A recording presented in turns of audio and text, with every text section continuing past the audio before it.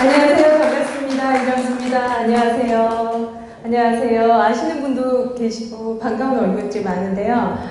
오늘 주제는 아까 판을 만들어라는 주제로 이렇게 말씀을 하셨는데, 그 판을 만들기 위해서는 많은 체험이 있어야 된다고 생각을 해요. 그래서 체험하라, 체념하지 않을 것이다 라는 주제로 한 30분 정도 강연을 진행할까 생각합니다. 비주얼 머천다이저라는 용어를 많이 쓰죠. 그런데 아무도 모르시죠? 그래서 제가 어떤 일을 하는지 간단하게 제 소개를 해드릴게요. 여기 여자분이 한 분 계시죠? 자, 이 여인이 검정색 아이라인을 하게 돼요. 그러면 이렇게 변하죠? 예, 똑같은 여인이에요. 믿겨지시죠? 예, 오늘 다 그러고 우환이 있으신 것 같아요. 다들 표정이 별로 안 좋으세요. 이 정도 사진이 나오면은 이렇게 한 번 좀 웃어주시고 하셔야 되는데 식사를 안 하신 걸로. 자, 다른 사람이 됐어요. 저는 사과가 있죠. 근데 제가 사과에 무슨 색 아이라인을 그릴까요? 초록색 아이라인을 그리면 돼요. 그러면은 다른 사과가 됐죠. 제가 어떤 일을 하는 사람인지 살짝 느낌이 오시죠? 자, 저는 상품의 운명을 바꾸는 일을 해요. 그래서 1993년부터 오늘까지니까 한 21년째 비주얼 머천다이저로 활동을 쭉 하고 있는데요.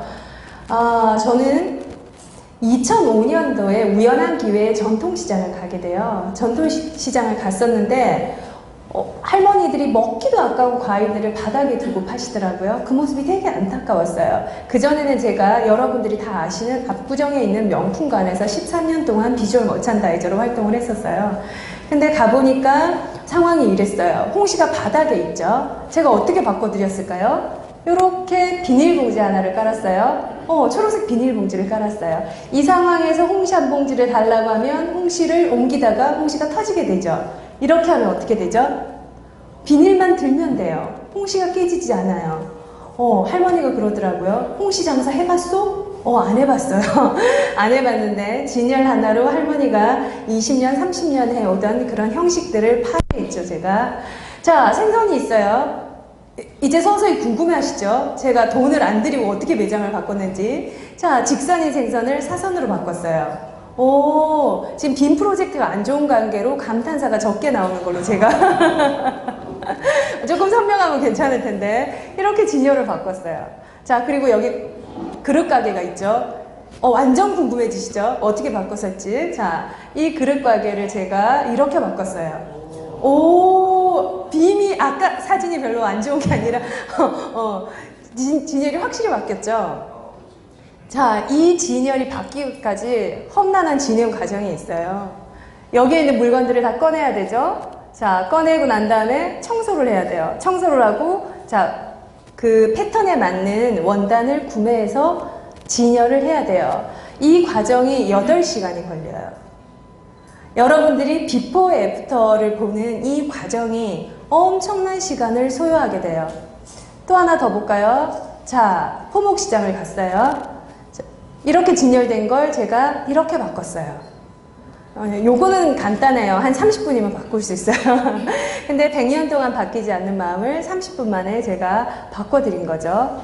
그리고 또 하나 볼까요? 이불 가게죠. 자, 이 이불 가게도 돈 10원, 제가 지금까지 진열한 거는 재료비가 거의 안 들었어요. 재료비가 들어도 3,000원에서 10,000원 사이에 쓰는 재료비인데, 이렇게 된 이불집을 제가 어떻게 바꿨냐면 이렇게 바꿨어요. 순서만 바꿨죠. 이불 20채 개보신 분 있으시면 손 한번 들어봐 주실래요? 아무도 없으시죠? 이불 20채를 개면 어깨가 탈골이 돼요. 네, 그 이후로 제가 밥을 하지 않습니다. 어깨가 탈골된 뒤로. 제가 이렇게 이불을 진열을 했어요. 너무 자랑을 하고 싶은 거예요. 제가 집에 갔어요. 저희 남편한테 얘기를 했어요. 여보, 나 이렇게 된 집을 이렇게 바꿨어. 나 너무 잘했지. 저 칭찬 받으려고 이렇게 했더니 저희 남편이 하는 말이, 집에 이불이나 좀 이렇게 개봐. 집에 이불 갤 시간이 없어요. 이렇게 제가 진열을 바꾸고 7년 동안 전국에 1,600개 시장이 있어요. 800개를 다녔어요. 저는 제가 이렇게 열심히 하면 한국의 전통시장이 다시 살아날 거라고 생각을 했어요. 근데 전통시장이 어떻게 됐어요? 그렇죠. 사라지고 있어요. 현재 회생 가능한 전통시장의 수가 960개예요. 제가 2005년도에 시장에 처음 갔을 때 전통시장의 수가 1600개라고 했죠. 근데 10년 만에 960개면 몇 퍼센트가 사라진 거죠? 암산이 안 되고 있어요. 저랑 비슷한 지능지수를 가지고 있는데 저도 암산이 안 돼요. 자, 그렇게 2012년까지 제가 시장을 다니면서 많은 고민에 빠졌어요. 근데 세계 일주를 떠나게 된 첫 번째 계기는 한 전통시장을 가게 돼요. 지하상가에 있는 그 전통시장인데 그 시장을 갔는데 한 아주머니가 그러시더라고요. 제가 강연 중에 늘 하는 말이 있어요. 93년도에 제가 이랜드라는 데를 입사를 했는데 그 이랜드는 잉글랜드라는 보세 옷가게에서 1980년도에 시작을 해서 오늘날에 재벌이 됐어요. 30년 만에. 본인도 그 지하상가에서 장사를 했는데 본인은 왜 아직도 망해가는 지하상가에 있을까? 왜 자신은 보세 옷가게를 같이 출발했는데 거기에 머무르고 있을까? 그런 말씀을 하시는데 제가 뭐라고 대답을 하겠어요? 열심히 하세요 사장님이라고 밖에 말을 못했어요. 근데 너무 영혼이 없는 거예요. 근데 이미 그분들은 열심히 하고 있었어요. 열심히 하는 게 중요한 게 아니라는 거를 그 순간에 깨닫게 됐어요. 그 사장님이 결국은 제 모습이었어요. 그때가 제가 이 일을 시작한 지 횟수로 19년, 20년 가까이 되는 때였는데 20년 동안 열심히만 사는 제 모습이 그 사장님과 똑같이 닮아 있는 거예요. 그래서 이 틀, 열심히 도는 쳇바퀴를 끊지 않으면은 저는 30년 뒤에도 똑같이 열심히만 하고 있을 것 같아요. 그래서 저는 세계 일주를 떠나기로 결심을 했습니다. 그래서, 자, 누나 또 시장가. 예. 아까 그 집에 이불 개라는 그 남자가 저한테 하는 소리예요. 저희 남편이 저보다 나이가 한참 어려요. 예, 4살 정도 어린데, 와 라고 하시는 분도 계시네요. 4살 어린 남편이랑 살고 있어요. 자, 그 남편이 어느 날 저희 남편도 이제 S그룹에 근무를 했었는데 과장님이에요. 가장 힘든 나이인 것 같아요. 저희 남편도 이제 과장님으로서 여러 가지 업무 똑같을 것 같아요. 여기 계시는 분 가장으로서의 그런 무게가 있었는데 어느 날 퇴근하고 와서 한마디를 하더라고요. 회사 다니기 너무 힘들다고. 그런데 아내가 뭐라고 얘기해 줬으면 좋겠어요? 여기 남자분들. 에? 때려쳐. 예, 제가 그렇게 얘기했어요. 여기 여자분들 함부로 그런 얘기 하시면 안 돼요. 진짜 때려치더라고요. 예. 직장 생활을 10년 동안 했던 직장 생활을 때려치고 저희 부부가 세계 일주를 떠나게 돼요. 놀러 가는 줄 알고 따라 나섰다가 짐꾼으로 전락하게 돼요. 이 남자가 1년 동안. 그렇게 저희는 20kg씩 가방을 꾸려서 40개국 150개 전통시장을 1년 동안 둘러보게 돼요. 예, 함부로 도전하지 마세요. 관절이 나가요. 40개국 돌고 나면. 40 넘어서. 저는 스페인 여기 산타카레니냐 시장인데요. 지붕이 도시의 랜드마크가 되고 세상에서 가장 아름다운 시장을 보고요. 365일 축제가 열리기도 하고 시장 전체가 통유리로 되어 있는 시장도 만나고요. 600년 된 타일을 그대로 사용하는 시장도 있고 여기 한번 보세요. 이게 전통시장이에요. 클럽 같죠? 예, 이런 클럽 하나 있었으면 좋겠어요, 시장에. 제 꿈이 이런 시장을 하나 만들어 보는 거예요. 독일에 있는 시장이에요. 여행을 다니면서 초창기에는 재밌어요. 한 6개월까지는 제 상태였어요. 베네치아예요, 여기가. 그 이후로 유럽을 벗어나는 순간부터 제가 어떻게 바뀌었냐면 이렇게 바뀌었어요. 남미의 사진이에요. 예, 그런데 남미의 그 열대 기후가 다크서클을 볼까지 내려오게 만드는 위력이 있더라고요. 그렇게 저는 개고생을 하면서 여행을 다녔어요. 독일의 전통시장을 갔을 때 이야기인데 한국의 전통시장은 서울에서 찍거나 강원도에서 찍거나 전라도에서 찍거나 똑같은 컷이 나와요. 뭐가 있죠? 지붕이 있죠. 그렇죠. 아케이트. 시장 개발이 지붕이 전부일까? 라는 고민이 들더라고요. 근데 독일에 있는 시장을 갔어요. 시장 입구에 들어왔는데 시장 중간에 뭐가 있었냐면 1000명이 함께 식사할 수 있는 숲이 있었어요. 아케이트가 아니고 1000명이 같이 식사할 수 있는 숲이 시장 중간에 있다는 게 깜짝 놀라겠는 거예요. 이 숲은 비어가든이라고 이름이 붙여져서 독일의 6개 맥주 회사가 여기에서 매달 한 번씩 맥주를 바꿔요. 그러면은 주변에 있는 상가들은 이 맥주와 가장 잘 어울리는 안주와 먹거리를 판매하게 돼요. 저희가 이 사진을 딱 보면서 이런 생각이 들더라고요. 아, 우리나라에도 비어 가든을 비슷하게 만든 막걸리 가든이 있으면 좋겠다. 괜찮을 것 같지 않아요? 우리나라의 맥주 회사와 이렇게 연계를 해가지고 그러면 전 세계의 관광객들이 막걸리를 먹기 위해서 전통시장으로 올 것 같아요. 그래서 주막같이 꾸며놓고 주모 옷 입고 이렇게 판매를 하면 너무 재밌을 것 같은 거예요. 그래서 이런 발상도 좋겠다라는 생각이 들었어요. 근데 제가 시장을 둘러보면서 더 놀란 건 뭐였냐면 올리브 할아버지가 50년 동안 장사를 하고 돌아가셨어요. 그러면 그 자리에 우리나라 같으면은 그쵸?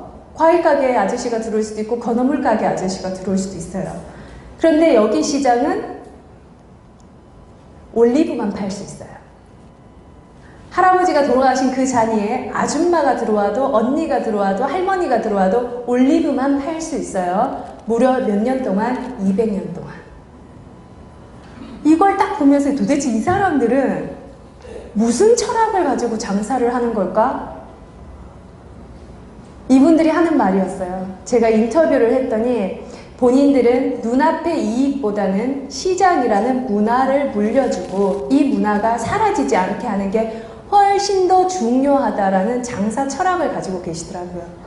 저희 전통시장과 다른 거는 바로 이거였던 것 같아요. 상인들의 철학, 장사를 하면서 철학을 가지고 한다는 거. 그리고 제가 또 하나 더 놀란 거는 하루에 1만 명이 찾는 시장이 있다고 해서 제가 찾아갔어요. 너무 허름하더라고요. 1875년에 지어진 시장이죠. 아니, 뭐 이런 시장이, 아케이드도 없고, 시설도 번듯하니 없고. 그런데 제가 시장으로 들어가는 순간 깜짝 놀랐어요. 토마토 너무 예쁘죠? 토마토가 예쁘다는 생각이 들더라고요. 그런데 또 생선 가게를 갔더니 생선이 이렇게 진열이 돼 있어요. 뻥이 피를 뚝뚝 흘리면서 걸려 있더라고요. 조금 무서웠어요. 근데 이 시장을 찬찬히 둘러보니까요. 본인이 직접 잡거나 직접 재배하거나 직접 만든 것만 팔 수 있는 시장이에요.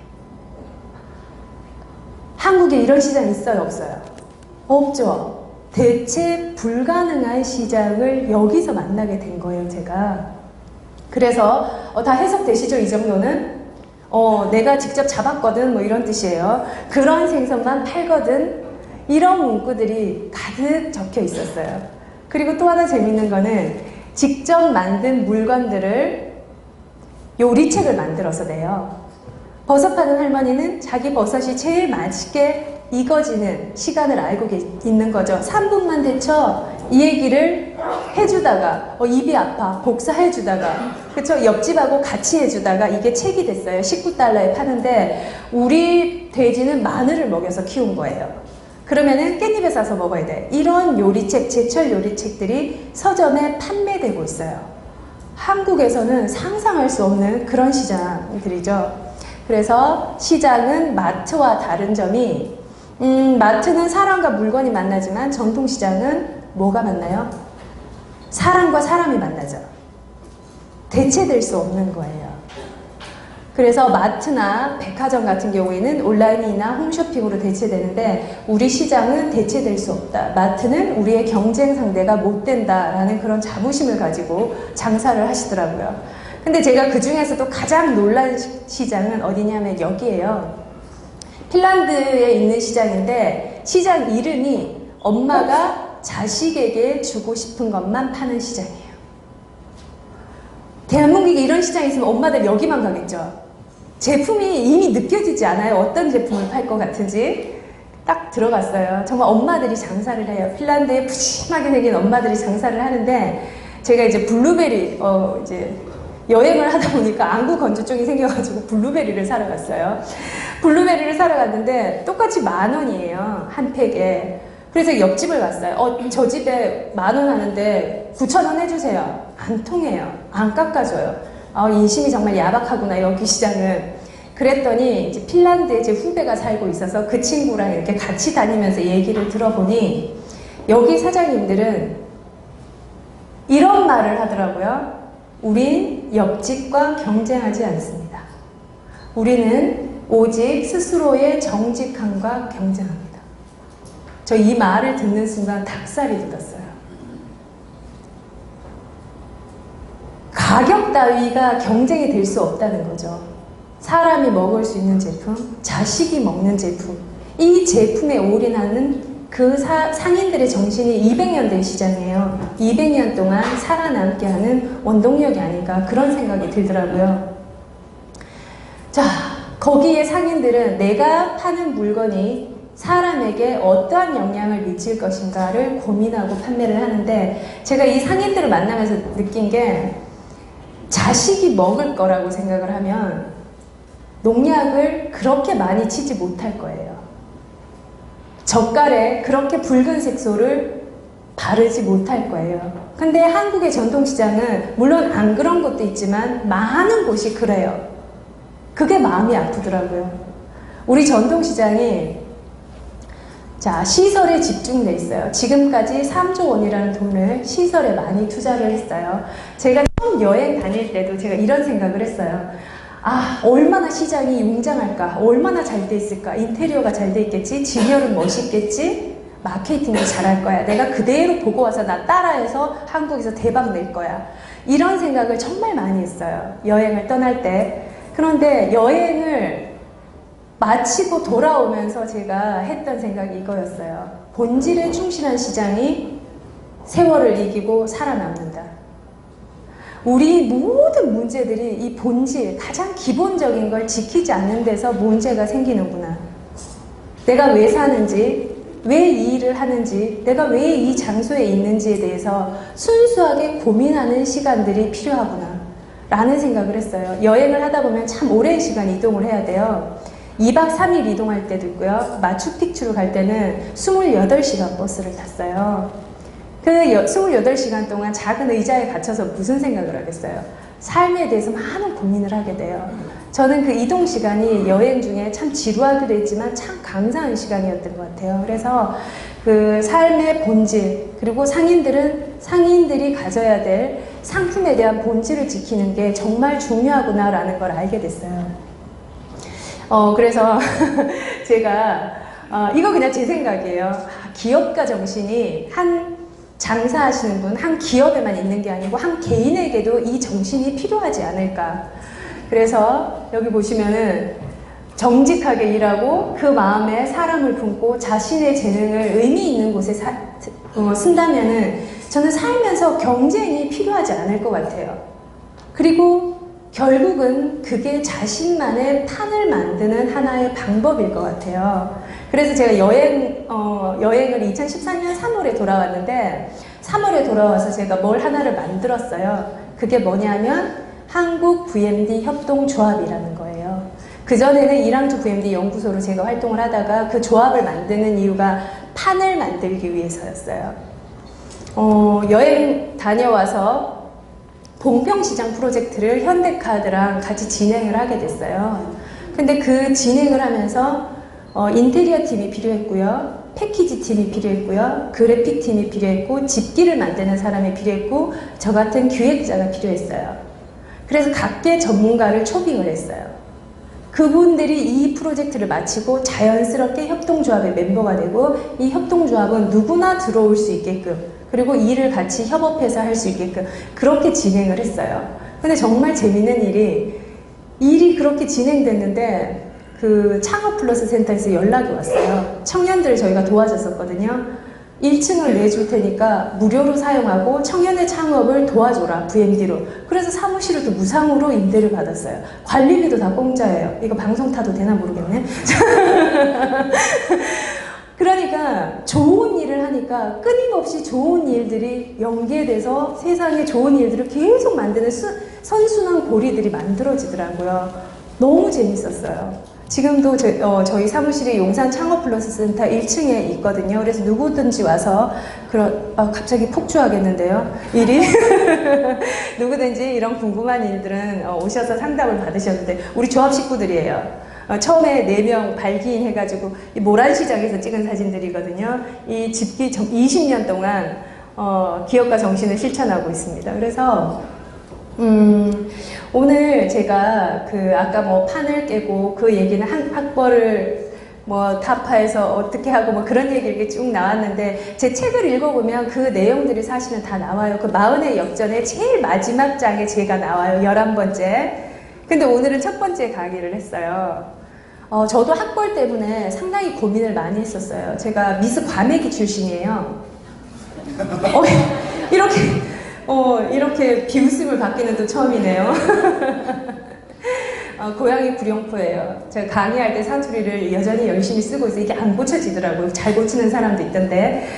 구룡포에서 태어나서 구룡포에서 초등학교를 졸업하고 중학교도 졸업하고 고등학교도 졸업했어요. 제 여상 나온 여자예요. 요즘 보리보리에 여상 할매 있더라고요. 제가 얼마 전에 여상 할매 됐어요. 저희 조카가 애를 낳아가지고 진짜 여상 할매가 됐는데 고등학교를 그 시골에서 정말 한 반밖에 없는 여상을 졸업했어요. 그리고 저는 집 주변에 있는 전문대를 들어갔고 다행히 이랜드를 입사하게 됐어요. 물론 계약직 사원으로 2년간 입사를 했어요. 그러고 난 다음에 저는 95년도에 압구정에 있는 이제 현대그룹에 입사를 하게 돼요. 운이 좋게. 제가 학벌은 안 좋은데 직장운은 좋은가 봐요. 그렇게 현대에 입사를 하고 거기서 야간대를 마치고 다시 30살에 석사를 들어가서 37살에 박사를 받았는데 한국 VMD 1호 박사 됐어요. 우리 선배님들은 뭐 했는지 모르겠어요. 제가 1호 박사 됐는데 처음에 제가 압구정에 있는 현대백화점에 입사했을 때 제 입사 동기가 이화여대 조속과를 나온 자기 아버지가 은행 행장인 친구, 그리고 한 명은 홍대를 나온 자기 아버지가 경찰청장인 친구. 쟁쟁하죠? 예. 구룡포 여상 출신의 아버지가 어부인 친구가 제가 입사를 하게 됐어요. 그래서 이제 압구정 현대에서 난리가 난 거죠. 제가 아버지가 해양수산부 장관과 연결이 돼 있다더라. 그런 루머가 돌기도 했었어요. 근데 정말 열심히 일을 했어요. 그런데 열심히 일을 했음에도 불구하고 진급이 안 됐어요. 무려 5년 동안. 저희 친구들이 7, 8년 입사 동기들이 과장을 달 때도 저는 사원이었어요. 그런 상황에서 그 친구들은 그때도 벤츠를 타고 출근했어요. 저는 물론 뚜벅이었죠. 그 간극이 제가 도저히 따라잡을 수 없는 간극이라는 생각이 들었어요. 그 당시에는. 그리고 저는 그때 우리 엄마가 시골에서 서울의 한양에 취직돼서 간다고 CC클럽을 사줬어요. 그때 CC클럽이 시골에서는 제일 좋은 브랜드였어요. 시장 브랜드 말고 CC클럽. 그 브랜드였는데 압구정에 있는 친구들은 뭘 입고 있었냐면 아시죠? 알만한 사람들은 다 안다는 알마니를 입고 출근했어요. 자기네들 한 달 월급이 알만인데 흰색 벤츠를 타고 이제 취미로 회사를 다니는 거예요. 그 입사 동기들은. 그래서 제가 열심히만 하면 충분히 따라잡을 수 있었던 것 같아요. 그렇게 열심히 일을 하니 회사에서 재능이 아깝다고 야간대학을 다행히 가라고 해서 야간대학을 졸업하고 이제 박사학위를 받게 됐는데 저는 제가 40대죠. 이 자리에 서서 강연할 거라고 25살 때는 생각하지 못했던 것 같아요. 인생이 살아보면 너무 재밌는 것 같아요. 그런데 매 순간순간마다 쓰러지고 싶을 때가 있어요. 제가 인생에서 제일 힘들었을 때가 직장을 다니면서 야간에 공부를 할 때였어요. 정말 체력적으로 힘들고 많은 어려움들이 있었기 때문에 힘들었는데 그 과정을 거치고 나니 오늘 이렇게 책도 나오고 여행도 가고 여러분들 앞에서 저보다 다들 연세가 많으신 것 같아요. 아닌가요? 액면은 적으신 거죠? 적으신 거죠? 그래서 이렇게 저보다 더 훌륭하신 분들 앞에서 제가 뭐 이렇게 고백처럼 이런 강의도 할 수 있는 게 상당히 감사한 것 같아요. 근데 제가 30분이라는 시간을 유용하게 쓰기 위해서 아까 앞에도 빨리빨리 넘겼던 것 같아요. 근데 오늘 단 하나의 메시지는 이거예요. 탁월함은 경쟁하지 않는다. 남들처럼 되고자 하면 안 될 것 같아요. 저는 남들처럼 되고자 자신의 장점을 평범하게 만드는 것은 정말 바보 같은 짓이라고 생각을 해요. 평범하게 만들기를 요구해요. 세상에는. 영어도 잘해야 될 것 같고. 그쵸? 책도 많이 읽어야 되고, 남들이 책을 내니까 책을 한 권 써야 될 것 같고, 막 그런 유혹이 와요. 근데 그게 자기랑 맞지 않다면 할 필요가 저는 없다고 생각을 해요. 그래서 본인이 잘할 수 있는 거. 저는 제가 잘할 수 있는 게 뭐냐면 현장에서 일하는 거예요. 그래서 지금도 제 가방이 엄청나게 커요. 아까 보신 분들이 있을지 모르겠는데 저게 운동화가 들어있어요. 아까 첫 사진에 보셨죠? 제가 정장을 입고 운동화를 신는 현장에 있기 때문에 저는 운동화를 늘 가방 속에 넣어 다녀요. 그래서 스펙 삼지 마시고요. 대체 가능한 부속품 되지 마시고요. 자, 두려움을 이기고 자기가 원하는 세상으로 가시면 돼요. 그게 40이 됐든 50이 됐든 60이 됐든 기회는 저는 늘 열려 있다고 생각을 해요. 그리고 대체 불가능한 자신의 삶을 사는 거, 그리고 가슴에 온기를 품은 전문가로 성장하는 거, 그게 가장 중요하다는 생각이 들어요. 자, 그래서 체념하라, 체험하지 않을 것이다. 저의 강의는 여기서 마치도록 하겠습니다. 감사합니다.